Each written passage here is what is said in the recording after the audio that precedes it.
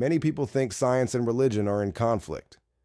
But throughout history, there have been scientists who discovered that the more they learned about the universe, the closer they came to believing in God.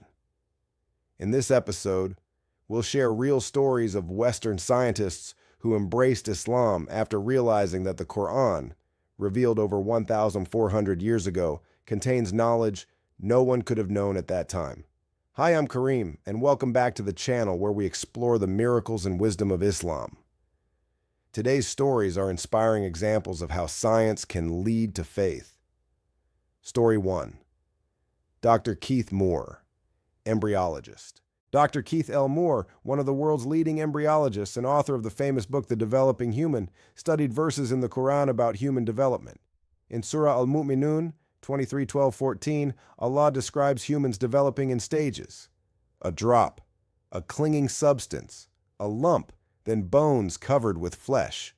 Dr. Moore said, "I was amazed by the accuracy of these descriptions. It is inconceivable that this knowledge was known in the 7th century. His research confirmed the Qur'an's details, and he openly stated that this must be revelation from God." His testimony inspired many doctors and students to explore Islam. Story 2. Dr. Maurice Bucaille, surgeon and author of The Bible, the Qur'an, and Science. Dr. Maurice Bucaille, a French surgeon, was assigned to study the mummy of Pharaoh Ramses X in the 1970s. He found that the body showed signs of drowning, matching the Qur'an's statement in Surah Yunus 1092. "So today we will save your body so that you may be a sign for those after you." This discovery shocked him. He wrote a best-selling book comparing the Bible, Qur'an, and science, concluding that the Qur'an contains no errors and aligns with modern science. His research journey led him to embrace Islam and share this truth worldwide. Story 3. Dr. Jeffrey Lang, mathematician and professor at the University of Kansas. Jeffrey Lang was an atheist mathematician who thought religion was irrational. One day, a Muslim friend gave him an English translation of the Qur'an. He began reading it to prove it wrong, but was stunned by its logic and depth. He said, "I would read a passage and ask a question, and the answer was in the next verse. It felt like someone was speaking directly to me." After years of study, Lang accepted Islam, saying science explains the how of the universe, but the Qur'an answers the why. Story 4. Dr. Tejasen, head of anatomy at Chiang Mai University, Thailand.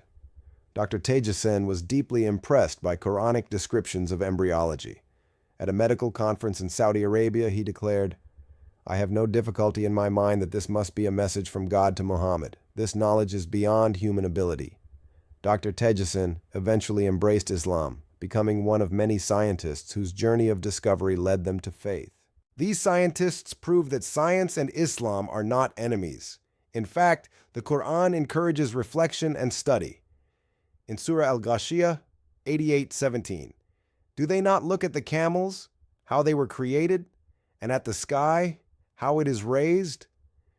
Islam invites us to think, question, and explore, because truth only leads back to God. Think about this. Prophet Muhammad, peace be upon him, lived in the desert 1400 years ago, unable to read or write. Yet the Qur'an he brought describes details about life, space, and nature that modern science is only discovering now.